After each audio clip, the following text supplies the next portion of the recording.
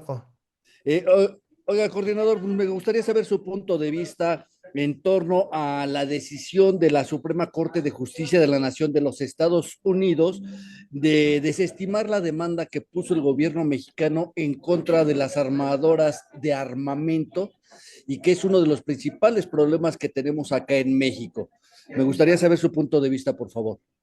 Bueno, primero, sí, el armamento norteamericano es un grave problema en nuestro país y debería de ser controlado por nuestros vecinos para que no ingrese a la nación, por un lado. Por otro, le sirvió de mucho tiempo de narrativa al gobierno de López Obrador para dejar de hacer su trabajo.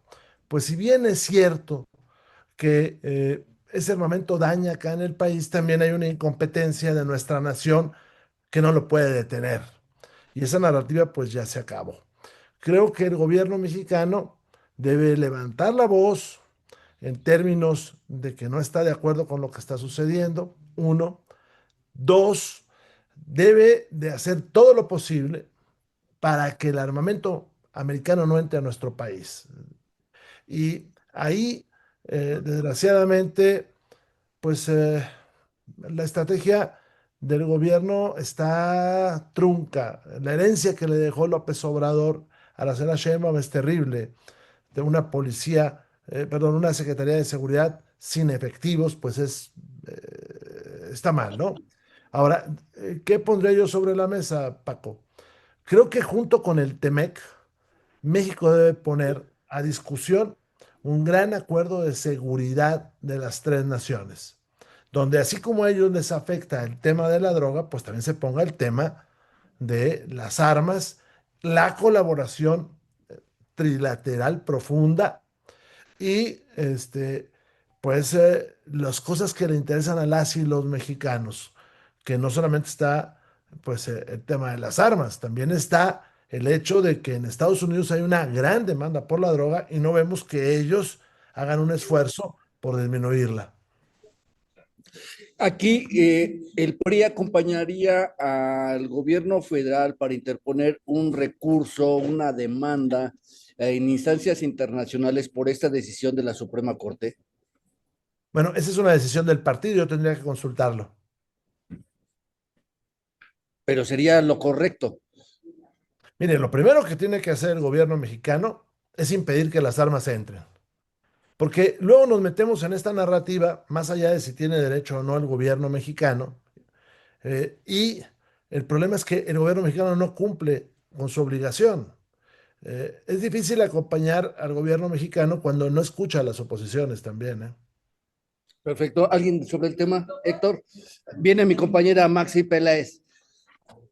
Maxi, siéntate, por favor. Oiga, diputado, hola, los ojos. Diputado, este, ¿esto significa un revés para México, el hecho de que se haya bloqueado esta demanda contra las armerías? ¿Es un revés para México? Yo creo que es un revés a la narrativa de López Obrador, que quiso trasladar la responsabilidad de la seguridad en este país hacia litigios en otra nación. Yo le puedo decir que México debería insistir en un tratado trinacional de colaboración para la seguridad, que además, según el Código Penal, pues se pudieran trabajar ilícitos relacionados con la entrada de armas a nuestro país, eh, sancionando a aquellos que las venden y que procuran que entren a nuestro país, tal y como sucede con la droga, ¿no? Pero a la inversa. Pero eso significa que nuestra nación fuera un poquito más activa y Morena no lo es. Por otro lado, es la incapacidad que tiene la Secretaría de Relaciones Exteriores de nuestro país que está nulificada, con un embajador que es un cero a la izquierda allá, con un país que cada vez es menos potente su voz en el extranjero. Por eso nos suceden este tipo de cosas. Oiga, pero el gobierno de México no podría agarrar esta parte eh, eh, de que le dan este revés en la demanda contra las armerías para decirle al gobierno de Estados Unidos de una vez por todas, Ahora sí, o cooperas, porque si no, pues dejaré pasar todos los migrantes, toda la droga o todo lo que sea, ¿no? No creo que el Como gobierno una mexicano, moneda de cambio, vaya. no creo que el gobierno mexicano tenga esa capacidad, porque es un gobierno muy débil, el actual. Pero yo lo que creo es que el gobierno de México se debe preocupar porque no entran las armas. Debería de reforzar las fronteras. Pero si el gobierno de México deja entrar el huachicol, pues que no se le metan las armas. Es tiempo de que Morena asuma su responsabilidad actual, porque siempre que enfrenta una dificultad o agarra la línea de las narrativas como esta, demandas en el extranjero que pueden sonar muy bonitas en términos histriónicos y argumentativos, o le echa la culpa al pasado, pero nunca asume su responsabilidad. Si hoy entran armas a México ilegales es porque las fronteras son porosas y la mayor parte de esas armas está entrando por los puentes fronterizos, por los cruces fronterizos, porque nuestra seguridad está volcada a no dejar pasar la droga y no lo logran, pero nunca ve usted que se esté revisando a quienes ingresen. Además, los sistemas de inteligencia de nuestro país están fallando totalmente. Oiga, ¿le cambio de tema, chicos? ¿O alguien Sí, quiere continuar alguien con quiere. este? Oiga, el diputado, ¿o tú? ¿No? El diputado, Monreal decía que esta reforma, perdón, que esta elección judicial había sido una hazaña y que es normal que en un país democrático, pues 87 millones de mexicanos no hayan acudido a votar porque dice que el voto no es obligatorio, sino es voluntario. ¿Qué mención le merece esto?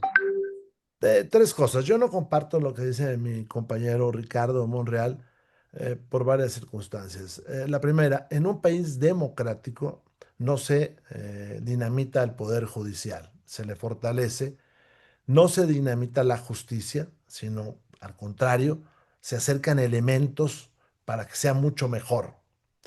En un país democrático no se miente a la gente y en México se le miente a las y los mexicanos diciendo que con esa elección va a haber más justicia cuando no hay paz. Por un lado, o sea, si a alguna persona la matan, jamás le vamos a hacer justicia, jamás. No hay más jueces, no hay más fiscales, no hay más policías, no hay más defensores. Es una falacia. Ahora, bajo el principio de que aquí es un derecho votar, pues el no votar también tiene un significado. Y es el hecho de que a la gente o no le interesa este proceso o no está de acuerdo. Yo voy más a lo segundo. Y además, Maxi, quedó demostrado que no era un mandato para la 4T, el famoso Plan C. Es decir, que ellos se quedaron con el Congreso a la mala para demoler al Poder Judicial, pero no tienen el respaldo popular. No lo tienen y eso lo tienen que reflexionar. Por otra parte, no fue a la urna el 13%, un poco menos, y de los que fueron, una buena parte anuló las boletas y otra buena parte lo que hizo fue no votar, dejando espacios vacíos. Hay que hacer una investigación de que eso que llaman voto nulo, cómo se compone, porque a mí se me hace que están moviéndole a la mala los números. Diputado, ¿cómo está? Buenas tardes. Jorge Almaquio del Heraldo de México.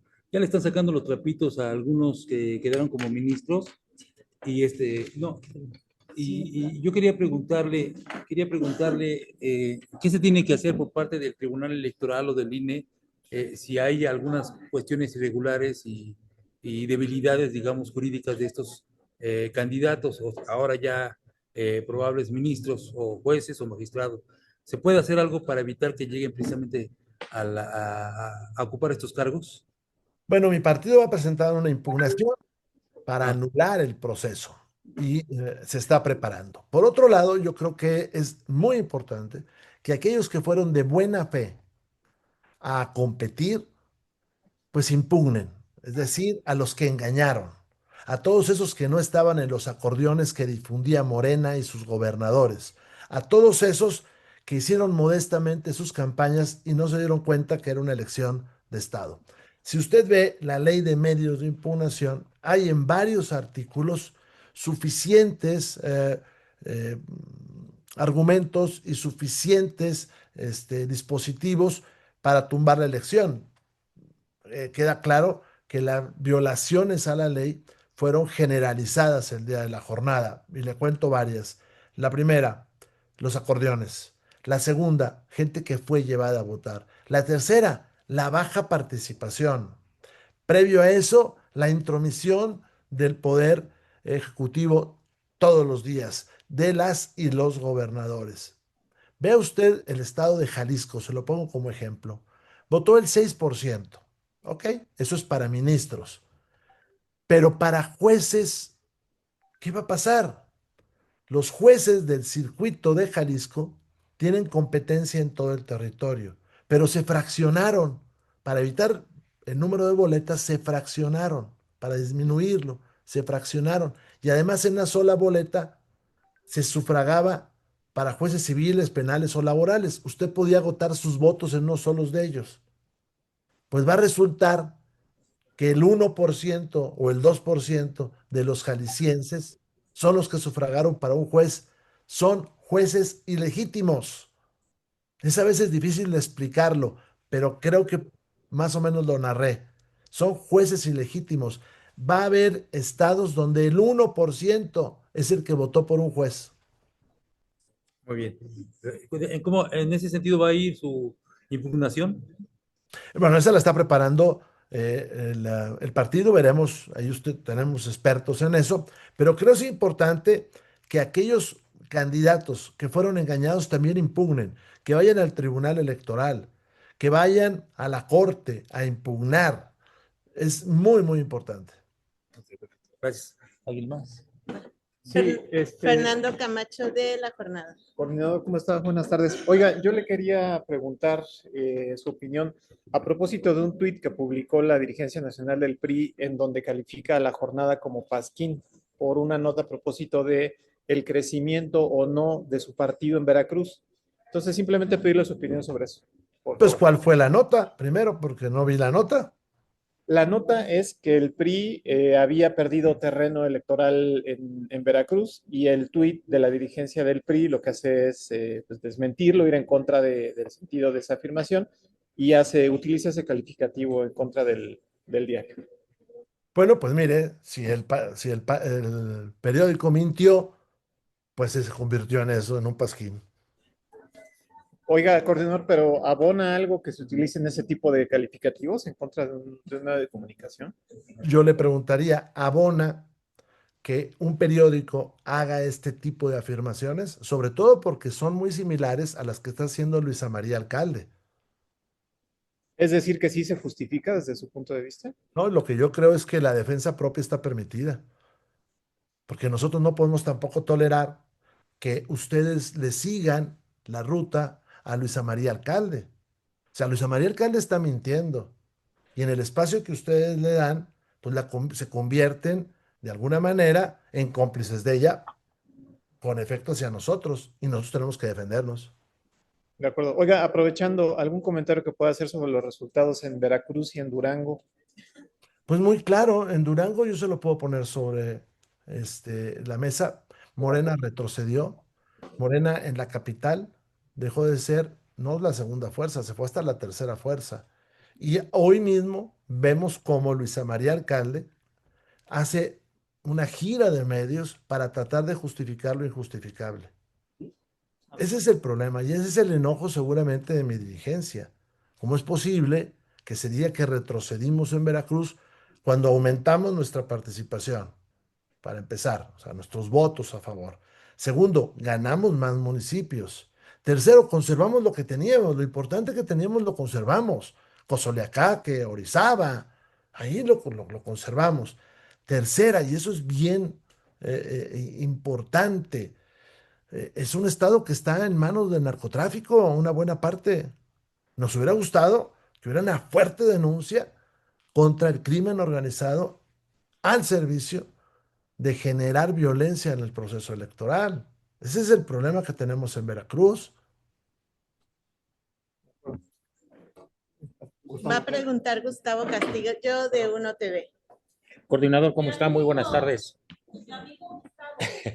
Coordinador, regresando un poco a la respuesta que le daba Jorge Almaquio, dice que hay suficientes argumentos para tumbar la elección, acordeones, el acarreo, el abstencionismo, pero ¿dónde van a presentar ahora estas impugnaciones?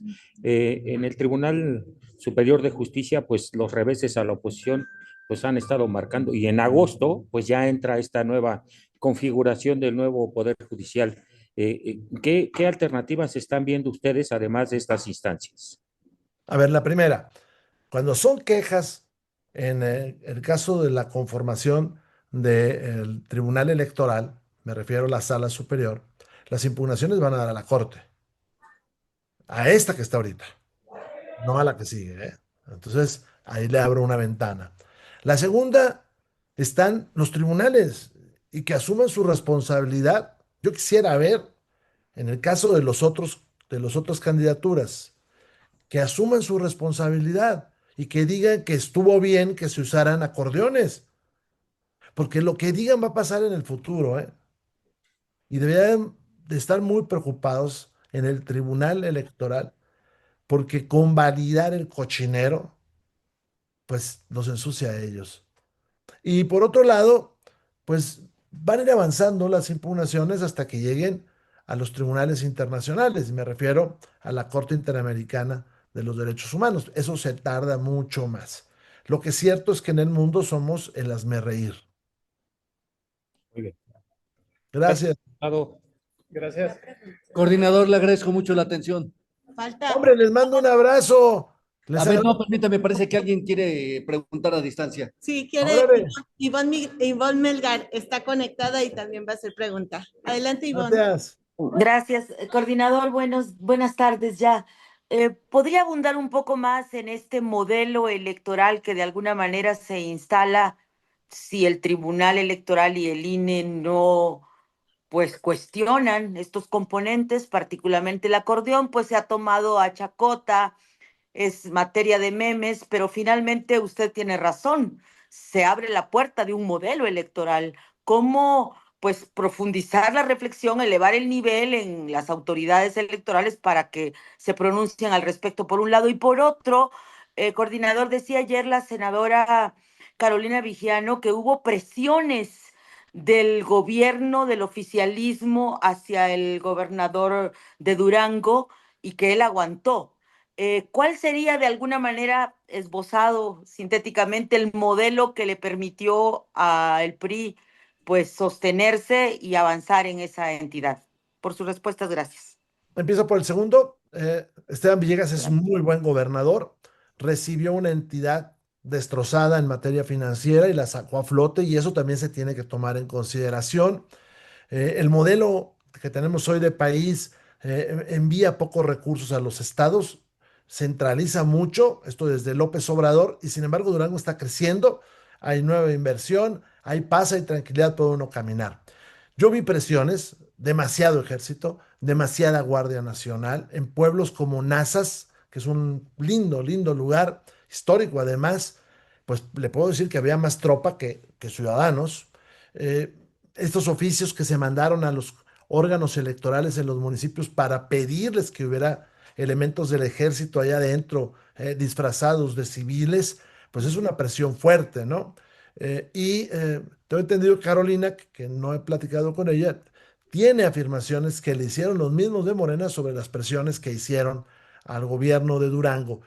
Pero además en la historia, si usted se fija, y ella a ello se refiere también, pues muchos gobernadores prefirieron pactar con el poder, terminaron de embajadores, terminaron de funcionarios o terminaron pues, teniendo una buena relación con Morena a base de entregar a su entidad.